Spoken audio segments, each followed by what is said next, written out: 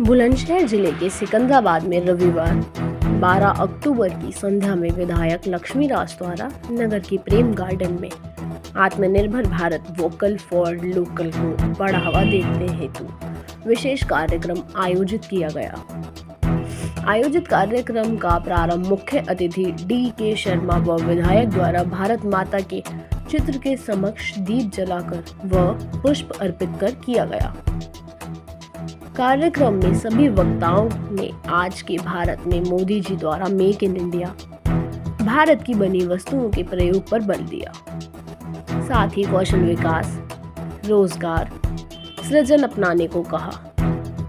हम स्वदेशी अपनाएंगे तभी हमारा भारत बन सकेगा आत्मनिर्भर। कार्यक्रम में मंचासीन रहे चेयरमैन डॉक्टर प्रदीप दीक्षित, सुरेश शर्मा, सोनू शर्मा, पुष्पेंद्र भाटी, हरेंद्र पवार, संजय भराना, त्रिवेश गुप्ता रहे मौजूद। कार्यक्रम में व्यापारियों व भाजपाई मौजूद रहे।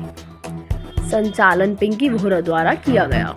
कार्यक्रम व व्यवस्था में सचिन शर्मा व सोनू शर्मा रहे।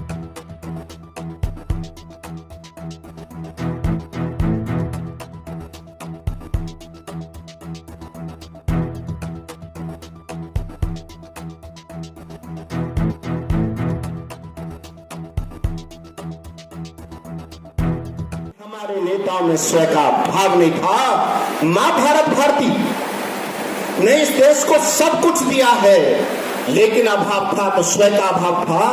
अभाव था तो हमारे नेताओं में इस चीज का अभाव था कि वो अपने देश का देशीकरण नहीं करना चाहते थे, देश को देशी तरीकों से संवर्धित नहीं करना चाहते थे। पूरी दुनिया का कोई भी भूभाग हो, उस भूभाग की चिंता परमेश्वर हमेशा करता है। मेरे देश की चिंता भी उसी प्रकार से भगवान करता था, पर देश के नेता उस प्रकार से चिंता नहीं करते थे, जिसकी परिणति थी कि हमारा देश दूसरे देशों पर निर्भर रहता था। मैं आपको उदाहरण देकर बताता हूं, जैसे हम तेल का, जब एनर्जी की बात आती है तो एनर्जी का हम आयात करते थे। एनर्जी का 100% आयात करते थे हम। पेट्रोल अरब से मंगाते थे, पेट्रोल डीजल इत्यादि हम अरब से लेते थे। जबकि भगवान ने हमारे देश पर भी अनुकंपा की है, पर हमारे नेताओं में स्वदेशी का भाव नहीं था, इसलिए कभी स्वयं एनर्जी का डेवलपमेंट ही नहीं किया। मैं दृष्टांत देकर बताता हूं। हमारे यहाँ पर पानी बहुत है, गंगा है तो पानी है। हमारे यहाँ पर स्वयं एनर्जी डेवलपमेंट के लिए हाइड्रोलिक एनर्जी, पानी से एनर्जी डेवलप की जाती थी। आप समुद्र के किनारे चले जाओ तो विंड एनर्जी, हम ऊर्जा का उत्पादन हवा से करते हैं। हिंदुस्तान का 60% भूभाग ऐसा है कि जहां इतनी गर्मी पड़ती है, अर्थात सूरज सुबह 5 बजे निकलता है तो रात को 8 बजे छिपता है, हम सूरज से भी एनर्जी पैदा कर सकते थे, जिसको सोलर एनर्जी मोदी जी दिन रात उसका प्रचार और प्रसार करते हैं। आज हमारे गांव में मोदी जी ने सोलर एनर्जी को पहुंचा दिया है। अगर हम इस प्रकार की एनर्जियों का प्रयोग करते तो दोस्तों मैं आपको विश्वास के साथ बता देता हूं कि एक गरीब से गरीब आदमी छोटी कार रखता और सोलर एनर्जी के माध्यम से अपनी बैटरी को चार्ज करता और फिर अगले दिन अपनी बैटरी को गाड़ी में लगाकर दिल्ली घूम कर आता, और दिल्ली आने जाने में उसका खर्चा था 50 रुपए, जो आज 1500 रुपए आता है। ये भाव इस देश के नेता का है, चूंकि वो देश का नेता स्वधर्म, स्व संस्कृति, स्व संसाधनों पर विश्वास करता है। पहले इस देश में कोई ऐसा नेता नहीं आया जो स्व संस्कृति, स्व धर्म और स्व संसाधनों पर विश्वास करता हो, तो दूसरे देशों पर डिपेंडेंसी बना के रखे। इसीलिए मैं आपसे कहना चाहता हूं कि अपना काम, मैं हमेशा कहता हूं लोगों से, अपना काम ईमानदारी के साथ, मुझे कौन देख रहा है नहीं देख रहा है इसकी चिंता करने की आवश्यकता नहीं है।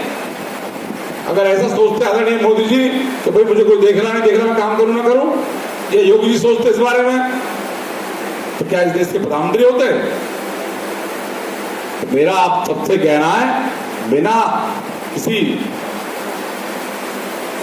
मन को खराब किए बिना, अपने मन को ठीक किए हुए, क्योंकि आप सब इस राष्ट्र के काम में अपनी आहुति दे रहे हो। ये जो देश आगे बढ़ रहा है इसमें आपकी आहुति लग रही है। ये जो काम है, यही काम भगवान का काम है। यदि देश आज हम लोग प्रथम स्थान पे पहुंचते हैं, आज हम चौथे स्थान पे है नहीं है। ये सब आपके कारण ही तो है। आज 11वें स्थान से हम चौथे स्थान में पहुंचे तो किसी कारण पहुंचे हैं? आप सबके कारण पहुंचे हैं। आप सबने लगातार मेहनत की और भारतीय जनता पार्टी को यहां तक लेके आए हो आप सब, इसीलिए भारतीय जनता पार्टी आज आगे खड़ी है। मेरा आप सबसे कहना है कि ये हो सकता है कि किसी कार्यक्रम में कोई छूट जाए, कोई आ जाए, अलग विषय है, लेकिन आप भारतीय जनता पार्टी के सब मजबूत स्तंभ हो। और मैं आपसे कहना चाहता हूं, ये आत्मनिर्भर भारत का मतलब है हम किसी पर निर्भर ना रहें। हम इस देश को, जैसे पेट्रोल की बात करते हैं तो पेट्रोल के लिए हमें निर्भर होना पड़ता है पेट्रोल के देशों पर, लेकिन उसी के लिए आज वैकल्पिक ऊर्जा के रूप में हम सीएनजी का उपयोग कर रहे हैं, हाइड्रोजन गैस को लाने की कोशिश कर रहे हैं। हम कोशिश कर रहे हैं कि जो चीज हमारे देश में बनती है हम उसी को, स्वदेशी का जो विषय है, हम किस प्रकार अपने देश में निर्मित चीजों का उपयोग करें, और वो चीज जिसमें हमारे यहाँ रहने वाले व्यक्ति का पसीना बहता है, या हमारे रहने वाले व्यक्ति को उसको बनाने में काम करता है, यहाँ की मिट्टी, यहाँ की जमीन उसमें शामिल है, तो वो देशी स्वदेशी है। माननीय वित्त मंत्री श्रीमती निर्मला सीतारमण जी की अध्यक्षता में, और उन्होंने कई ऐसे फैसले लिए जो चली आ रही व्यवस्था को बदल दिया। आप देखते होंगे पहले जब व्यापारी बंधु भी बैठते हैं, पहले आदमी के पीछे लोग भागा करते कि भाई मंडी समिति का टैक्स, हमारी नगर पालिका का टैक्स, और पता नहीं क्या क्या टैक्स, वो कागज लिखते लिखते लिखते लिखते और फिर भी उसको क्या कहते थे अधिकारी चोर। मतलब दुनिया का सर्व करने वाला व्यापारी चोर बन गया। आज उससे पहले 60 साल तक सरकारें रही, किसी की हिम्मत नहीं हुई। जीएसटी का एक टैक्स भारतीय जनता पार्टी के यशस्वी नरेंद्र मोदी ने किया, एक टैक्स, और वो ऐसा टैक्स किया था उस समय जीएसटी के नाम पे, सर्विस टैक्स के नाम पे, कि जो एक ही बार एक ही जगह एक आदमी के साथ लगता है। उसका आज फिर सरलीकरण किया, बच्चों की एजुकेशन की किताबों पे 0 कर दिया, कारों पे 28 से 18 कर दिया, हर कार 80,000, 90,000, 1 लाख के बीच में नीचे आ गई। आप समझना, जो वैसी मेडिसिन है, जो कैंसर की मेडिसिन है, बड़ी मेडिसिन है, जो टीबी की मेडिसिन है, सबको मुक्त कर दिया। और जनरली जो टैक्सेस थे उसको 5% और 18% के स्लैब में ला के रखा, और जिससे आप समझना ये नरेंद्र मोदी की सरकार है। आज 22 लाख करोड़ जीएसटी इकट्ठा होता है। आज जब सर्विस टैक्स लगा था, जीएसटी जब शुरू हुआ था, 65,000 टोटल व्यापारी रजिस्टर था।